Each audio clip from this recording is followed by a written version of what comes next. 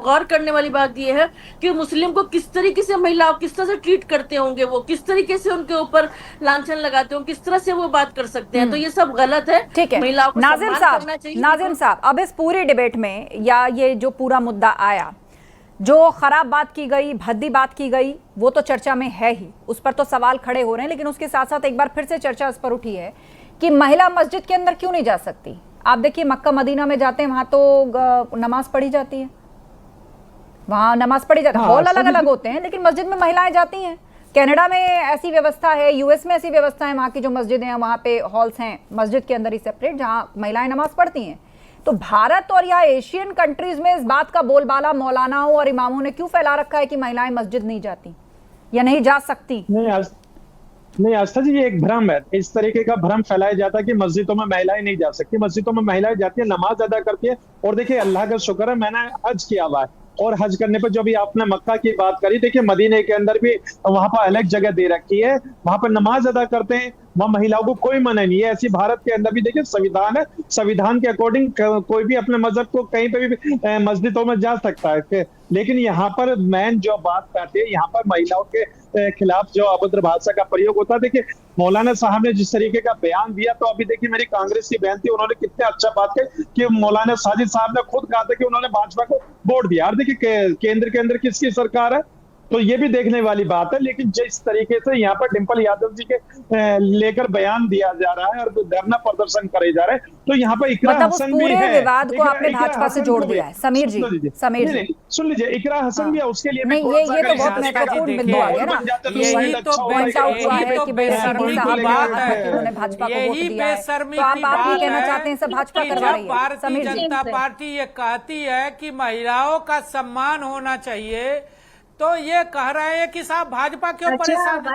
अरे समाजवादी पार्टी मौन धारण की हुई है, कांग्रेस पार्टी मौन धारण की हुई है, डिंपल यादव समाजवादी पार्टी की सांसद हैं, लेकिन एक महिला भी है।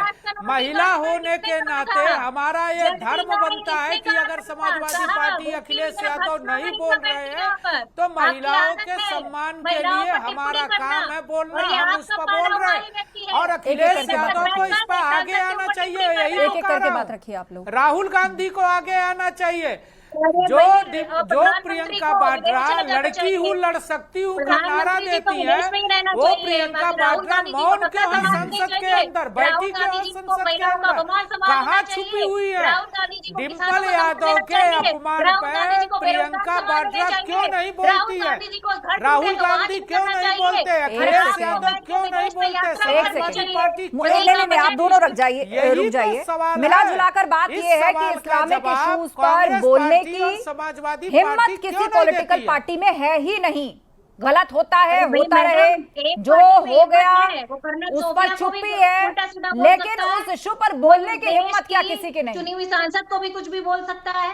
ये डर रहे हैं, वोट की राजनीति करते हैं, आस्था जी तुष्टीकरण की राजनीति करते हैं। ये वोट और तुष्टीकरण की राजनीति में ये महिलाओं का अपमान करा रहे हैं। सवाल डिंपल यादव, मेजर आशीष जी, ये आरोप लग रहा है कि तुष्टीकरण की राजनीति के चलते कुछ कह नहीं पा रहे हैं, लेकिन गुस्सा अंदर ही अंदर सबके किसी मौलाना को अधिकार है किसी बहन और किसी महिला का अपमान करने के लिए। मेजर आशीष जी, आप सवाल दोहराइएगा, वो आवाज। मैंने सवाल ये पूछा कि तुष्टीकरण की राजनीति का आरोप लग रहा है सपा पे कि इसके कारण कुछ कह नहीं पा रहे हैं।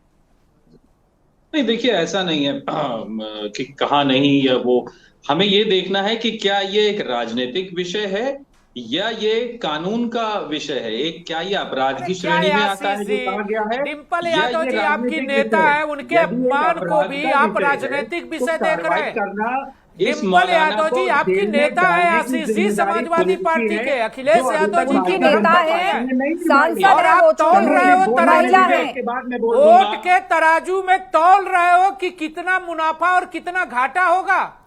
वोट के तराजू में तोल रहे हो आप। अच्छा ठीक है, एक बार बात सुन लेते, लास्ट एक मिनट है। मेजर आशीष जी बोलिए। आप वोट के तराजू में समीर जी कितना मुनाफा होगा। समीर जी एक सेकंड, उनको बात पूरी करने दीजिए, बोलिए। हिम्मत तो आपकी नहीं है समीर जी, आपकी सरकार की हिम्मत नहीं हो पा रही कि उस मौलाना को जेल भेजें। क्योंकि वो भाजपा का वोटर है। सच्चाई तो यही है अरे ना। आप आप लोग FIR तो कंप्लेंट दर्ज करेंगे कराओ। तब ना कार्रवाई अखिलेश होगी। यादव हाँ, सवाल कहने पूछिए को कि जाए। आपने क्यों नहीं समाजवादी पार्टी आगे लेकिन तो ये है है। कि आपके अंदर से मौलाना भी, पर आपकी पार्टी रासुका के अंदर से भी लगाएंगे, असम समाजवादी कंप्लेंट करेगा पार्टी कि को नहीं आगे करेगा? आना पड़ेगा, अखिलेश यादव को थाने तक जाना पड़ेगा, डिम्पल यादव को बाहर निकल के थाने तक जाना पड़ेगा।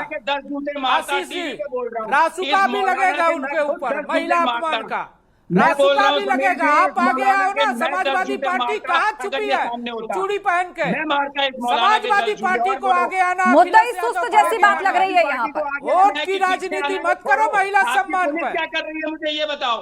वोट की राजनीति मत करो, तौलो मत, समाजवादी पार्टी से तौलो मत। वोट को तोड़ने का काम आप मत करो कि शिकायत करेंगे डिम्पल कि नहीं यादव करेंगे? वजनी एक है बहुत या छोटा सा वोट सवाल है, मुसलमानों का सपा की वजनी तरफ है। से कोई शिकायत दर्ज कराई जाएगी कि नहीं कराई जाएगी? ऑलरेडी दे दी गई है हमारे नेताओं द्वारा, और भाजपा इंतजार कर रही है कि कोई सपा से ही FIR देगा तभी कार्रवाई करेंगे। तो ये भी स्पष्ट कर दें कि लेकिन जब तक सवाल तो आप पर भी आते हैं ना, अरे सपा से कौन अभी सा तक शिकायत FIR क्यों नहीं कहाँ की? दिया? आप बताओ ना हमको। सपा की ओर से अभी शिकायत क्यों आप नहीं की? बताओ ना, ये भी तो शिकायत सवाल कहाँ आता है किया ना। आपने? आशीष जी, शिकायत की है, जरा पता तो करिए। अरे अखिलेश यादव बयान देने को तैयार नहीं है। अखिलेश यादव मौलाना के खिलाफ बोलने को तैयार नहीं है। समाजवादी पार्टी का कोई नेता बोलने को तैयार नहीं है। वोट की राजनीति कर रहे हो। मौलाना से डर गए हो, मौलाना के कदमों में नाक रगड़ रहे हो। आप जानते हैं, एक सेकंड मैं आप दोनों को रोकना चाहूंगी। मैं आप आप दोनों डिम्पल को रोकना यादव का चाहूंगी। अपमान करके साजिद रशीदी साहब का अभी थोड़ी देर पहले मैंने पॉडकास्ट किया है, आए थे वो यहाँ, और वो इंटरव्यू भी हम चलाएंगे, दिखाएंगे हमारे डिजिटल प्लेटफॉर्म पर, आप देख भी पाएंगे उस पूरे इंटरव्यू को। एक सेकंड मेजर आशीष, एक सेकंड मेजर आशीष।